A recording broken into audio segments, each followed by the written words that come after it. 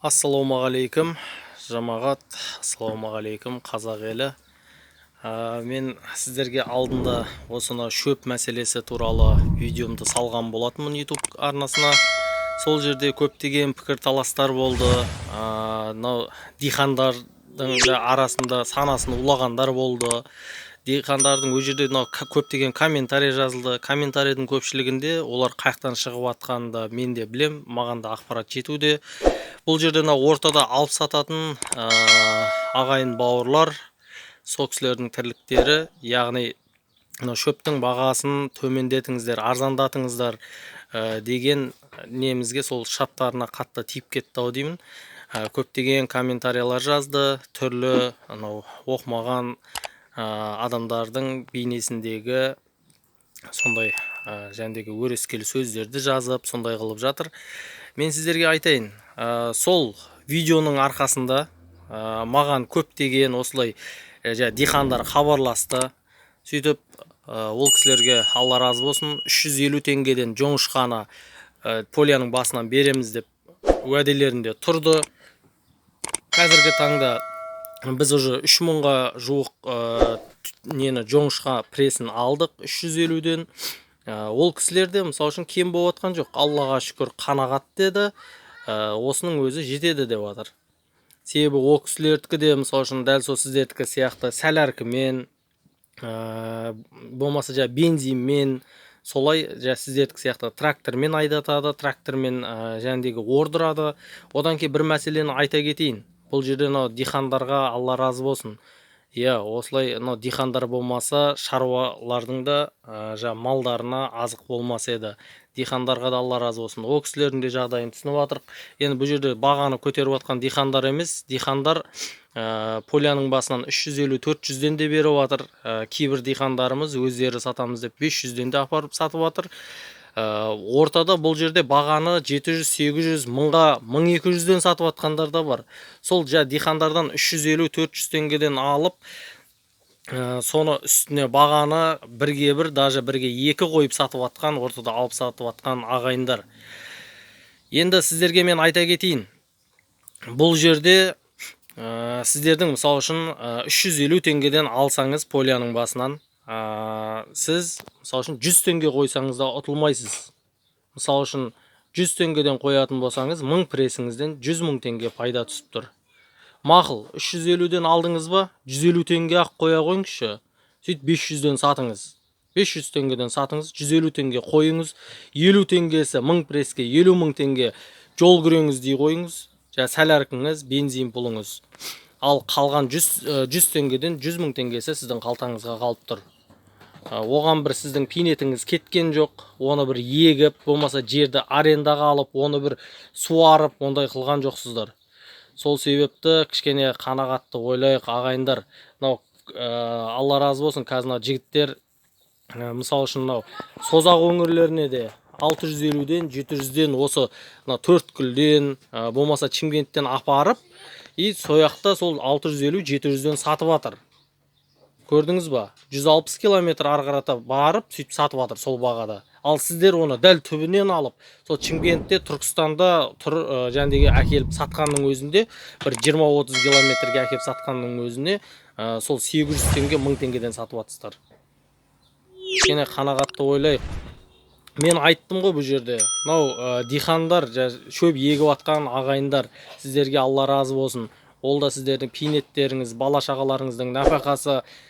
Мен бұл жерде нақты сіздерді айтып отқан жоқпын. Сіздер поляның басына барғанда беріп атсыздар, тек сіздердің қателіктеріңіз да болып жатыр. Дихандардың қателігі, алып сатарлар барады. Олар постоян клиенттері болғаннан кейін, соларға 350-ден бересіз дағыны, ал 100 түп болмаса 200 пресс алуға барған жай халыққа, мысалы үшін сіздер сол түсіріп бермейсіздер. Келістіріп бермейсіздер, 500-ден бересіздер. Ал мына жақта 400-ден, 350-ден, 450-ден мысалы үшін алып сатарларға бересіздер.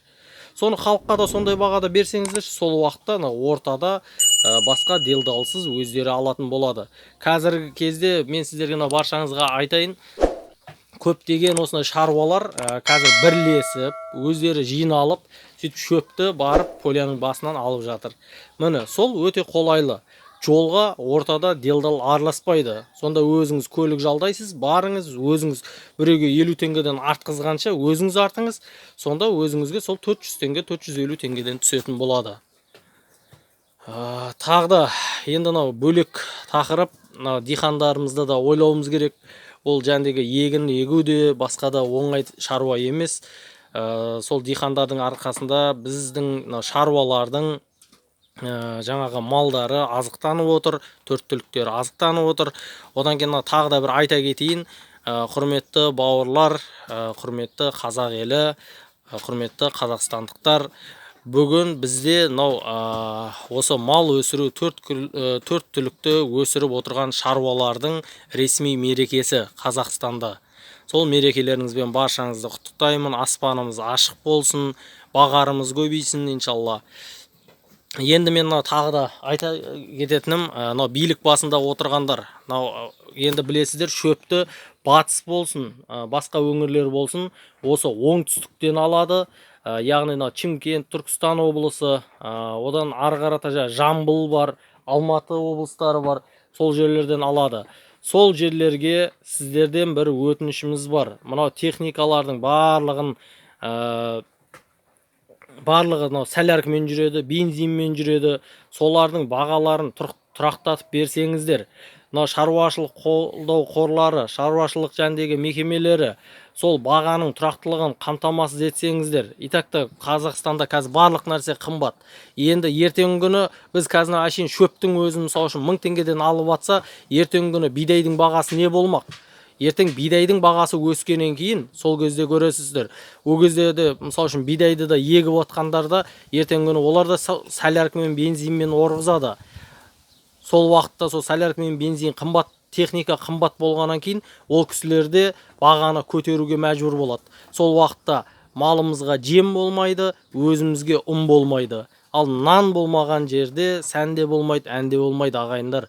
Сол үшін билік басындағы Түркістан облысының әкімі, Чимкент қаласының мегаполистің әкімдері, Алматы облысы, Жамбыл аудандарының әкімдері, соны бір кішкене қолға алсаңыздар, сіздерден шаруалардың атынан өтініш. Себебі егер сіздер бензинді, солярканы сол жағынан бір кішкене ықпалдасып жіберетін болсаңыздар, баға өз қалпына келетін еді, тұрақталатын еді. Енді биліктегілер сіздер енді қатты осылай айтты деп қапа болмаңыздар, бірақ енді ол айтпасқа амал жоқ. Қарап тұрсаңыздар, кешегі Арыстағы жарылыс кезінде де, Мақтаралдағы су басқан кезде де барлығында көмектесіп атқан осы қара халық. Билік не істеп жатыр? Қара халық өзінің жыртығын өзі жамап, бірінші қол ұшын беріп, баспанасыздарға пана беріп, тамақтарын, киімдерін барлығымен қамтамасыз етіп отқан осы халықтың өзі. Одан кейін үй беріп жатыр дейсіздер. Бір үйді бересіздер, оның өзі жыр болады қаншама. Ол жерге жәндегі поселение басқа біреуді квартираға алып қойса, одан шығарып тастайсыздар, үйді алып қоясыздар, оның өзі жыр, айқай, қырғынмен болады. Ал қара халықтың өзі тек қана қайырымдылық қорлары бар. Соларға 1000 теңгеден жинап не деген баспана, мыңдаған баспананы беріп тастап жатыр. Және де ішінде барлық жағдайымен керемет баспаналарды беріп жатыр. Сонда біздің өкіметіміздің әлсіз болғаны ма? Не деген налогтар төленіп жатыр? Көріп отырсыздар. Қазіргі таңда енді алда мысалы үшін банктердегі переводқа да налог төлетеді деп, соны да енгізіп жатсыздар. Сондай халықтан тек алу жағын емес, халыққа кішкене бір беру жағын да ойлап қойыңыздар, құрметті билік басындағылар.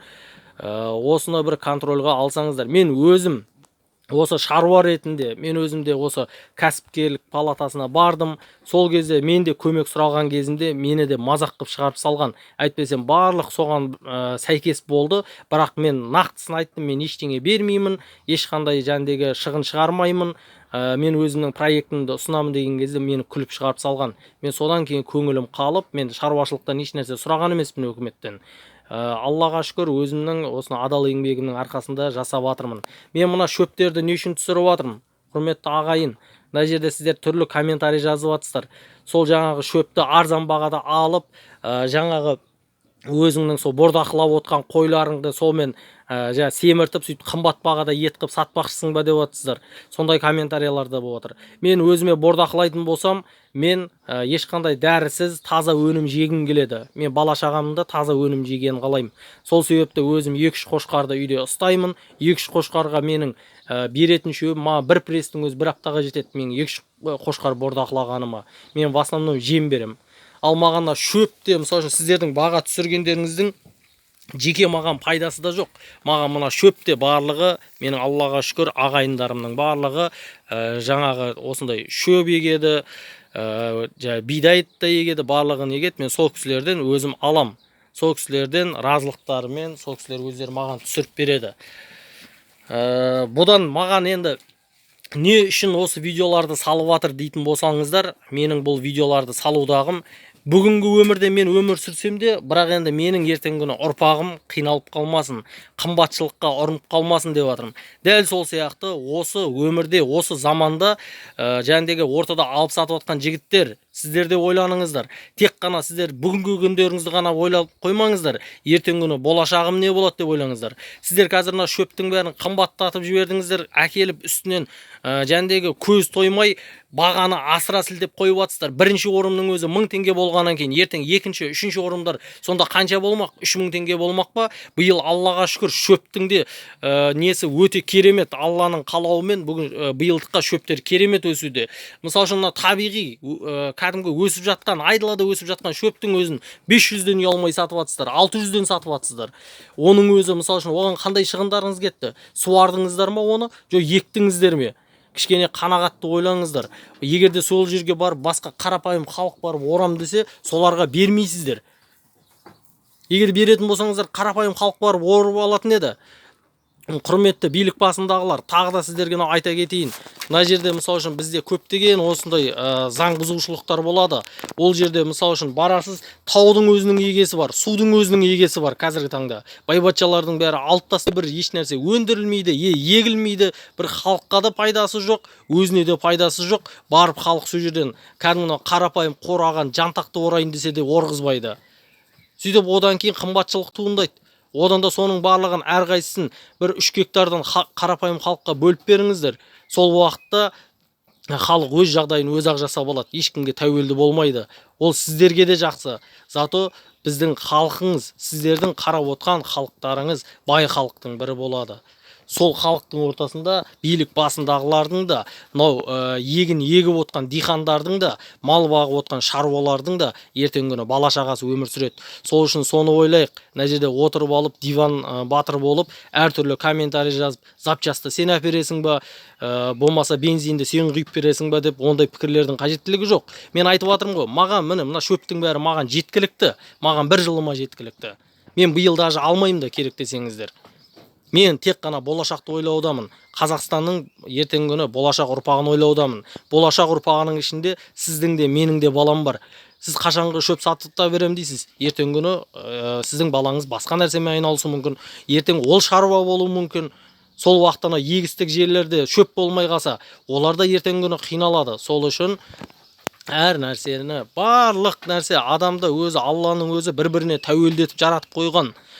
Мысалы үшін диханды шаруаға тәуелді қылса, шаруаны диханға тәуелді қылып қойған. Диханның шөбі болмаса, шаруаның малы болмайды. Шаруаның малы болмаса, диханның қарны еш уақытта тоқ болмайды.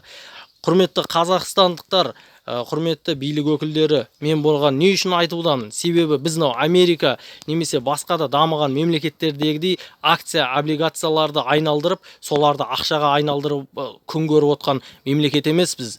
Біз Қазақстан халқы, біз осы төрт түліктің арқасында қарнымыз тоқ болып, осы егіннің арқасында қарнымыз тоқ болып, әлемге танылып отқан жағдайымыз бар. Сол үшін осы төрт түлігімізді сақтап қалудың соның амалын жасайық. Мен былтырдың өзіне көзім жетті. Қаншама мықты төрт түліктердің барлығын халық сатып жіберді. Себебі бір пресс шөптің өзі 2000 теңге, 2500 теңге болғаннан кейін. Қазір мысалы үшін қазірдің өзіне батыс жерлерінде, батыста, Маңғыстау өңірлерінде жоңышқаның бағасы 2000-2500 теңгеден сатылып жатыр. Ал кәдімгі даланың сары шөптері, Ақтөбенің сары шөптері 1500-дан сатылып жатыр. Сонда бұл не болды ағайындар? Биыл Аллаға шүкір шөп көп емес пе? Кішкене бір-бірлеріңізге қарассаңыздар болмайды ма? Осындай кезде қараспасақ, ертеңгі күні біз қандай ел болмақпыз? Ертең болашағымыз не ел болмақ? Ертең одан кейін ешкім мал ұстамайтын болады. Қытай сияқты химикаттарды жеп өсетін боламыз ертең ұрпағымыз. Атадан қалған мұра төрт түлікті сақтап қалудың қамын істейік, құрметті ағайындар, құрметті билік басындағылар. Сіздер де осы жолда ат салысып, көмек қол үшін беріп жүрсеңіздер, Алла екі дүниеде де сіздерге бақытты нәсіп етсін деп тілеймін.